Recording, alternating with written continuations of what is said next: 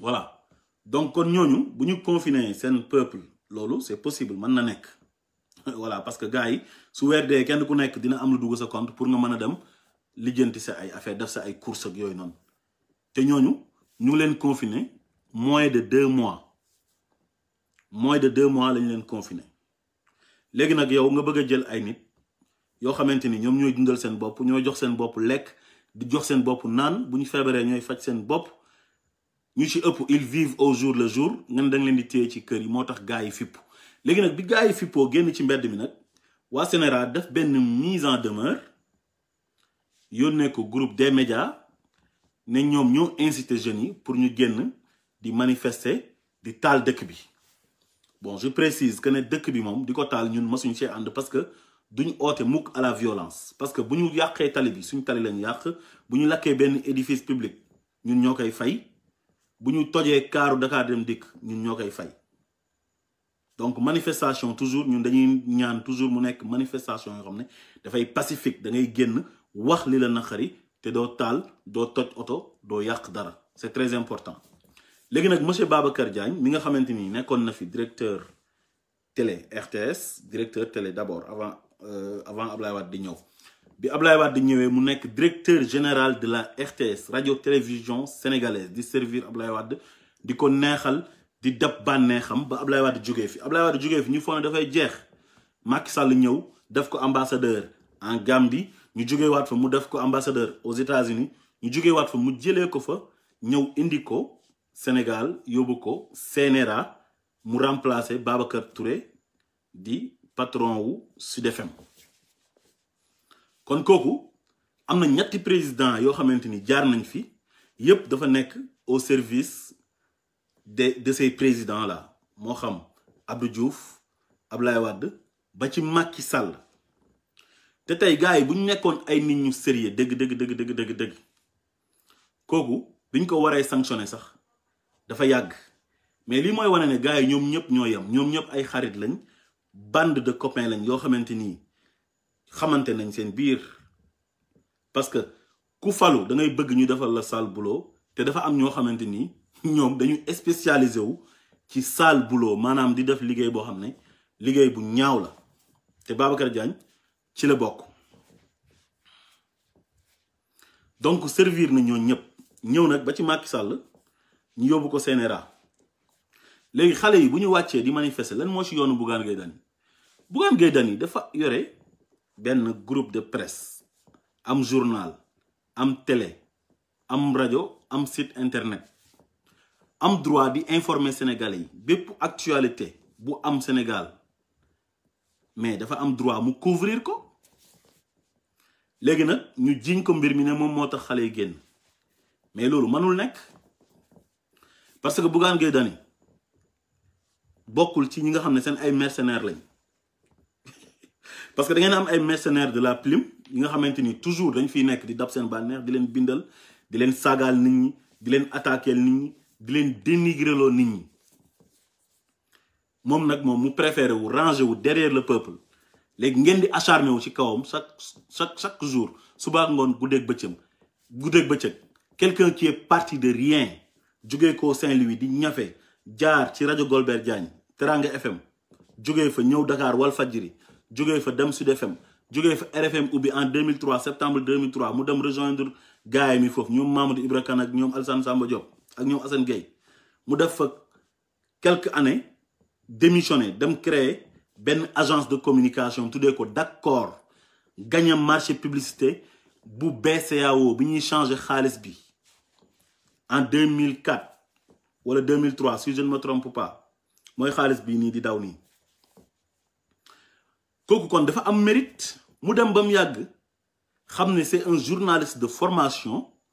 mu ubbi son groupe de presse tuddee ko des médias di ñafe jël ay jeunes sénégalais ñu fay liggéey réduire li nga xam ne moom mooy taux de chômage bi ba pare ngeen di dal ci kawam chaque jour di ko attaquer parce que li ngeen bëgg du ko def da ngeen a bëgg mu nekk di leen xalamal topp seen ginnaaw di leen neexal mais am na ay journalistes yoo xamante ni nangu nañ loolu mooy des mercenaires de la plume des mercenaires du micro des mercenaires du petit écran ñooñu nga xam ne ils ont trahi le peuple mais ñooñu loolu moo leen gënal mais moom il préfère se ranger derrière le peuple wala à côté du peuple léegi chaque jour ngeen tëb di dal ci kawam di ko menacer di ko intimider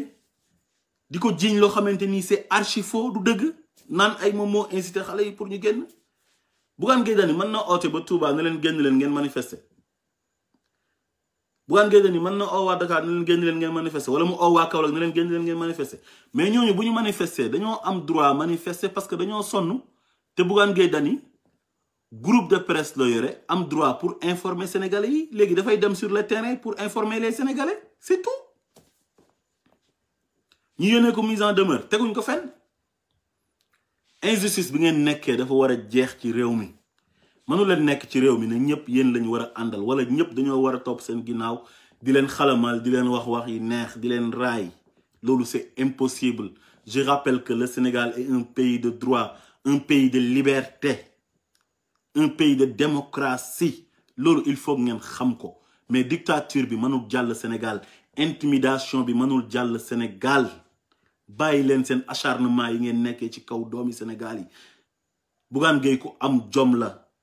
ñafe ba taxawal entreprise am su ngeen ko encouragé wul waru leen nekk di acharné wu ci kawam di ko jéem a napp ñun nag ñu ngi ci gannaawam di ko jàppale voilà parce que li muy def loolu rek moom moo ko war dafay informer peuple bi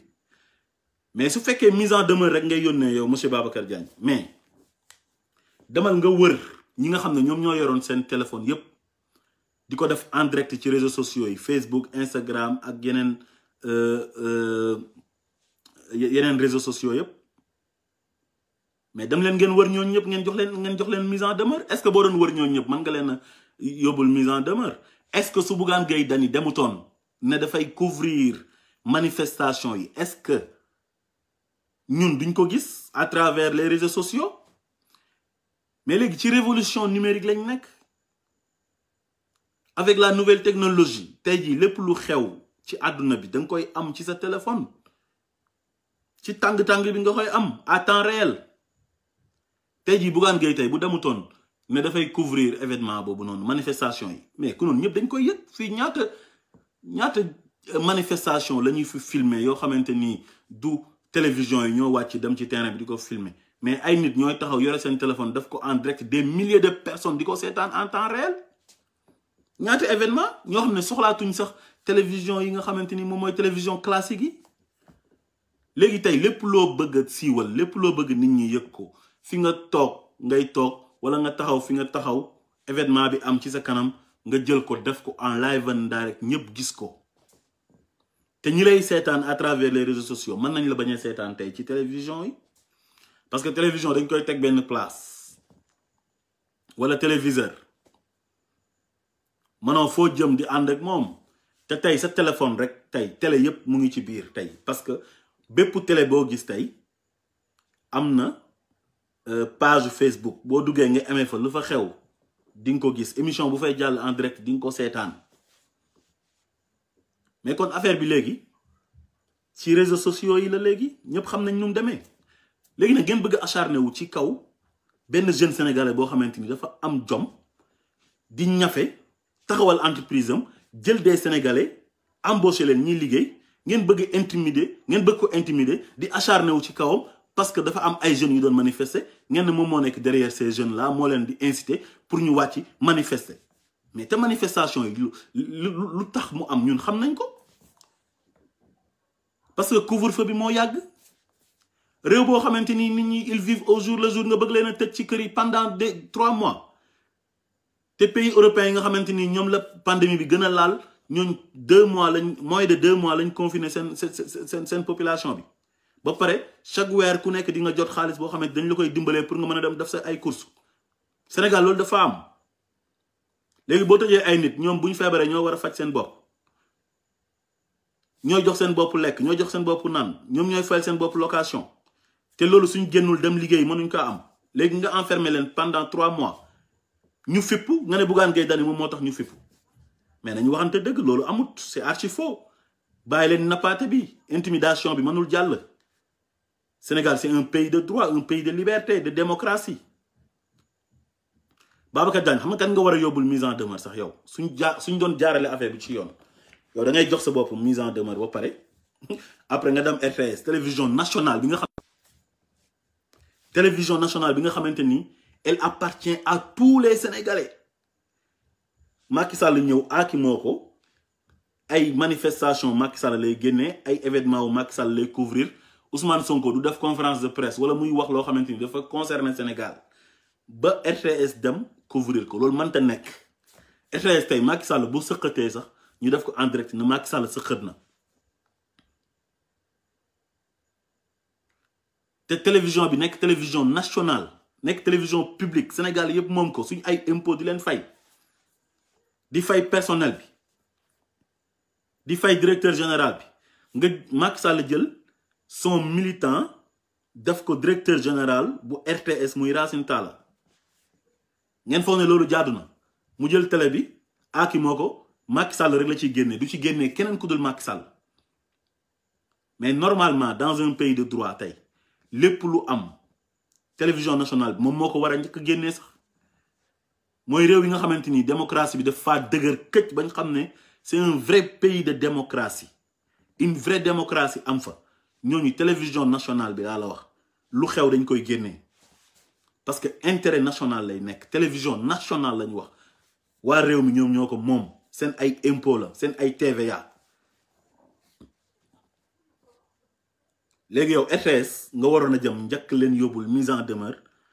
wax Racine Talla ne ko lu tax duy génnee opposition bi suñu xewlee lan moo tax bu dara xewee Sénégal loo xam ne arrangé wul nguur gi duñ ko génnee duñ ko couvrir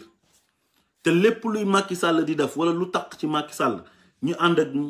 Macky Sall ses alliés lépp lu ñuy def RTS dafay dem couvrir ko mais RTS du couvrir Idrissa Seck du couvrir événement wu Ousmane Sonko te Macky Sall moomul télé bi te pourtant bu mu nekkee dans l'opposition avant muy accéder au pouvoir loolu mu ngi ko doon kaas ne Ablaye Wade dafa aaki moo télé bi ne ñoom duñu leen génne ci télé bi te bi mu ñëwee lu gën a yées lu Ablaye Wade def la def parce que Babacar Diagne moo defoon Ablaye Wade directeur général u RTS te Babacar Diagne il n'était pas le militant du PDS il n'était pas un militant du PDS Ablaye Wade maintenir ko bàyyi ko foofu noonu donte fa la ko fekk ci temps yi Abdou Diouf fa la nekkoon mais yow bi nga ñëwee le pire nga def mooy da nga ñëw nga jël sa militant wu parti nga teg ko fa te du fay toog sax xamul sax lu xew ci kër ga yenn dossiers yi yenn documents yi bu ko waree signé këram lañ koy fekk jox ko mu signé ko foofu noonu di tukki fu ko neex ci àdduna bi di def ay va et vient ci xaalisu RTS am salaire bu dëgër des millions lay fayee ko par weer mais loolu moo gën a ñaaw mais kooku Bougane Gueye du moromam parce que Bougane Gueye il est parti de rien ñafe àddunaam kenn jàppalewu ko ku dul yàlla ak jomam ak fullaam ak ay ñaanu waajuram ak ñaanu sëriñam mu dem ba taxawal société bu toll ni des médias kon kooku moo ëpp mérite ñi nga xamante ni ay poste politique lañ am dañ leen a teg foofu parce que ay militant wu parti bi lañ nga jógee fa dem Soleil kan moo ko moom du waa Sénégal ñoo ko moom quotidien national lañ leen wax Soleil le Soleil kan la fa teg Yakham Mbaye la fa teg muy saaga nit ñi suba ngoon guddeeg bëccëg ku àndut ak Macky Sall mu génn dal sa kaw pour faire plaisir à Macky Sall te il n'est pas crédible sax pour nekk directeur général bu Soleil parce que xam nañ jaar-jaaram moom Yakham Mbaye fii la fi nekk bi Macky Sall faloo bees fàtte ko joxu ko benn poste chaque jour mu dem ci plateau télévision yi di dem ay Walfadjri ay 2S fu nekk mu dem fa di dal ci kaw Macky Sall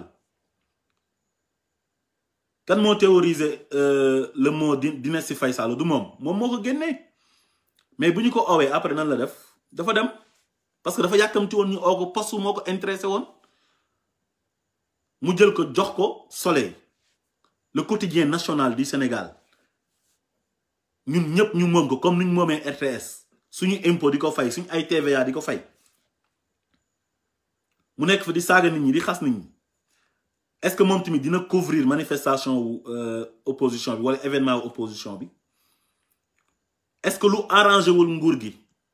est-ce que moom dina yónni ay reporter am ñu dem couvrir ko moom yaa xam mbay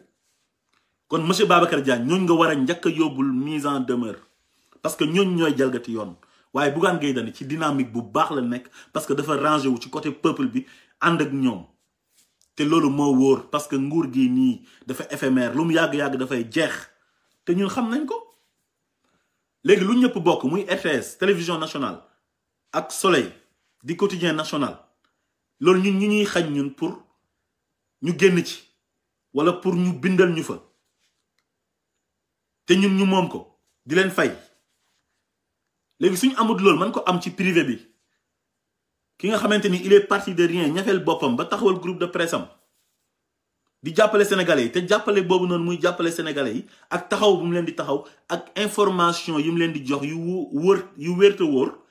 loolu RTS moo waroon a am taxawaay boobu noonu